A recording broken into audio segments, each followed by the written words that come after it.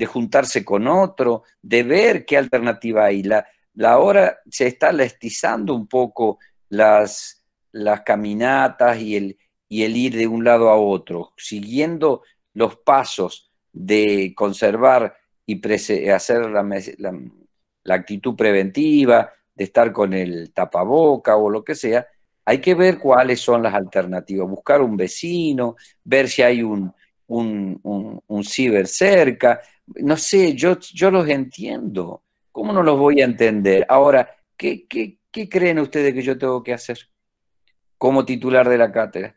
Por entenderlo, le digo, bueno, muchachos, no se preocupen, vamos para adelante y el que no pueda estudiar, no estudia, total, a fin de año pasamos de año y ya está.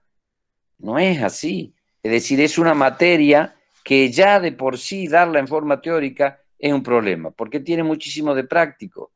Entonces, pongamos nuestro grano de arena para que todos podamos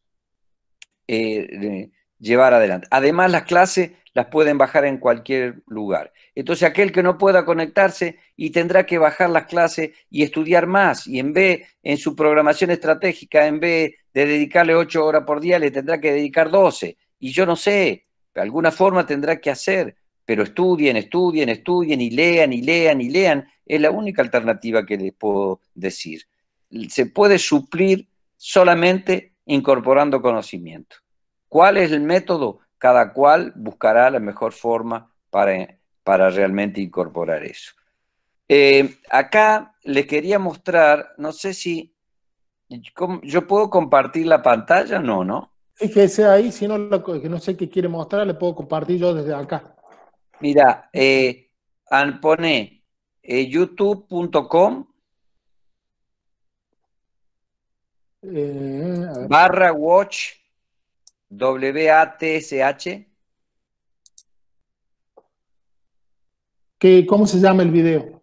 Por eso te digo, youtube.com Sí, sí, barra sí, WATSH, watch, signo de pregunta, cerrar el signo de pregunta.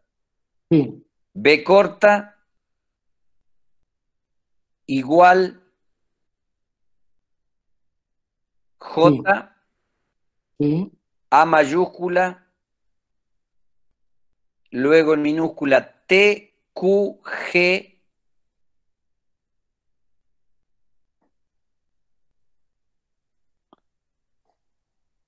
B corta mayúscula, sí, 9 sí, O mayúscula, sí, B corta JC minúscula. sí. Fíjate si lo podés abrir. Ese es el parto vaginal. Y No, no, no, no, no, no puedo. No, no se puede. Pero Ahí lo bueno, mandó el doctor Serna, lo mandó al chat y ya pudimos entrar y ver el video. ahí Serra lo mandó otro, no, no es la misma dirección, pero también es un trabajo de parto. ¿Quiere que se lo Fíjese, abra? profe, sí, Ahí lo fíjate, abro. Roberto, si lo puede abrir vos Ya lo abro, o ya el lo abro. profe, Sí, está en sí, el chat. sí, sí, ya lo abro.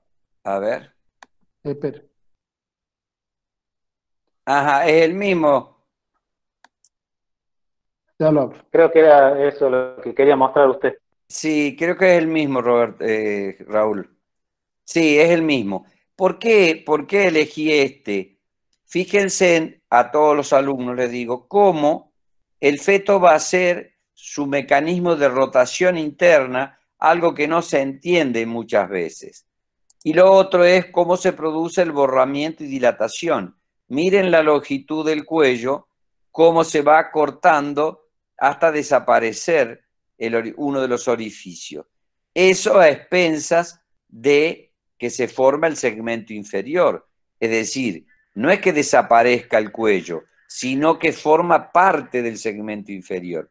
Y en este momento la rotación interna, que es el tercer tiempo del trabajo de parto, la rotación externa de la cabeza, el desprendimiento. Este es un video que explica perfectamente bien lo que dice el parto cefálico. ¿Qué dice el parto cefálico? El parto cefálico dice lo siguiente.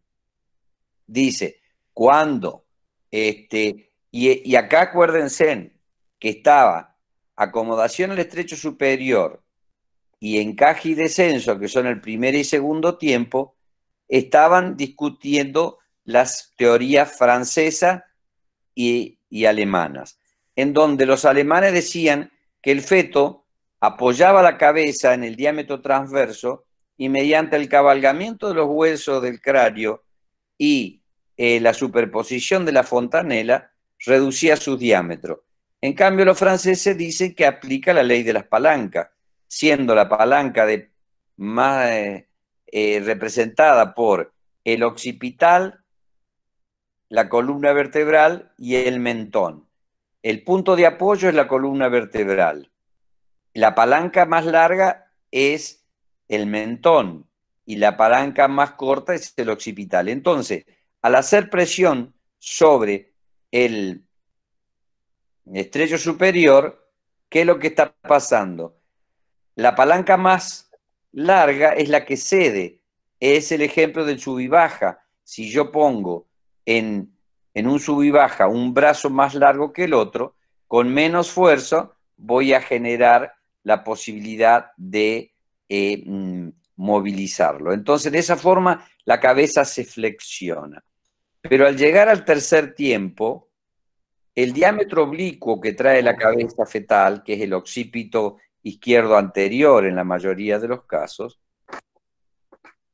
se va a dar que se va a encontrar con que el diámetro favorable de la excavación es el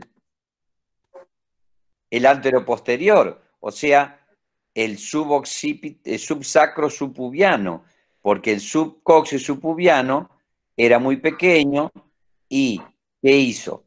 La cabeza fetal, siguiendo el eje del estrecho superior, que es umbilico coxigio, hace que la cabeza golpee sobre el coxis y la retropulse. El músculo isquiocoxigio tira el coxis para atrás. Y de esa forma, entonces, el diámetro anteroposterior es el subsacro subpubiano, que ya tiene 10,5 a 11,5. Entonces, la cabeza fetal debe girar, o sea, debe rotar del occipito izquierdo anterior al occipito púbica para poder encontrar su diámetro favorable. Y ahí la ley de Schelheim decía que cuando un cilindro de partes articulables entre sí debe atravesar a otro que tiene una codadura, es decir, es el feto primero y el canal que tiene la columna lumbosacra, facilium de flexión, es decir, que el feto tiene facilidad de flexionarse en determinada forma. La cabeza lo hace más fácil hacia adelante y atrás, y los hombros lo hacen más fácil lateralmente. Por eso, el facilium de flexión en la cabeza es anteroposterior, y por eso debe rotar a poner el occipital debajo del subpubis. La fuerza contráctil empuja al móvil fetal. La cabeza, el occipital hace de bisagra o hace de charnela o de punto de apoyo, y la fuerza contráctil sigue empujando al feto, y por eso el feto se va deflexionando, porque como estaba en su máximo grado de flexión, el mentón pegado al esternón, para poder desprenderse se tiene que deflexionar. Y en ese video que ustedes vieron, se ve muy bien lo que es la rotación interna o acomodación al estrecho inferior, que va a pasar del occipito izquierdo anterior al occipito púbica para poner su facilium de flexión anteroposterior, el desprendimiento, donde la cabeza sale deflexionándose, y luego la rotación externa, que la cabeza lo hace exclusivamente para que el hombro también haga su rotación interna y coloque su facilium, que es anteroposterior, el acromion derecho debajo del subpubis, haga de bisagra. Y fíjense en cómo se desprende primero el hombro posterior y luego el hombro anterior. Es decir, pequeñas cosas que cuando las leemos en la definición o en la parte escrita, no nos damos cuenta, y por eso es tan importante la parte práctica, para que ustedes se den cuenta cómo es el movimiento que hace el feto. ¿Y por qué esto? Porque este movimiento son todos espontáneos. Pero si en alguna circunstancia no lo hiciera el feto, el operador debe hacerlo.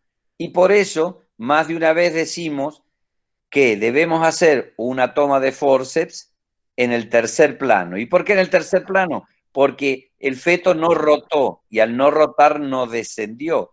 Entonces la indicación del forceps o de la ventosa era por falta de rotación y descenso. ¿Qué hacía el operador? Colocaba las cucharas del forceps, colocaba la ventosa y rotaba al feto para que la cabeza fuera debajo del subpubis y se pueda desprender. Lo mismo pasa cuando se desprende la cabeza y los hombros quedan en transversa. No sale. No hay que traccionar. Hay que tomar la cabeza, rotarla hacia la derecha o hacia la izquierda. Para esto debíamos saber qué variedad de posición tenía cuando se acomodó en el estrecho superior, porque si no vamos a intentar hacia un lado y si no va, lo vamos a intentar hacia el otro, lo cual no debería ser lo correcto. Pero cuando nosotros tomamos la cabeza, poniendo los dedos medio debajo del mentón y los dedos índice, tratando de ir al occipital, de esa forma hacemos la rotación externa, que no es más que el simbolismo para que el hombro haga su rotación interna y se coloque en anteroposterior. Y luego se produce el desprendimiento. No sé si quedó clara la explicación o hace falta que les aclare alguna otra cosa. ¿Vos estás chequeando los chats? Sí, sí. Bueno, ¿me escucha, profe? Sí. Sí. No, le damos la bienvenida al doctor Monge, que seguramente se está escuchándonos también con nosotros, que no lo habíamos saludado. Y bueno, Sebastián, ¿me escucha? ¿Hola? No está, no importa. Bueno, pero hay una pregunta ahí que decía con respecto al alumbramiento. Digamos, ¿cuáles son las maniobras para extraer la placenta? Maniobra para extraer. Bueno, acá la terminología juega un rol muy importante, porque a veces confundimos la terminología y eso nos hace decir cosas totalmente incorrectas. No existe maniobra para extraer la placenta. Existen 3 tiempos. Cuando se incorpore Monje, que me corrija ¿Está Sebastián ahí? Ahora sí los escucho, profe. Ah, bueno, está bien. Ah, bueno, nos explica vos. No, ahí te queríamos saludar, sabíamos que estás ahí. Y bueno, como ahí había una de las preguntas del chat, Sebastián, que preguntaba sobre el alumbramiento, las maniobras para la placenta en el alumbramiento. Ahí para que hablara ahí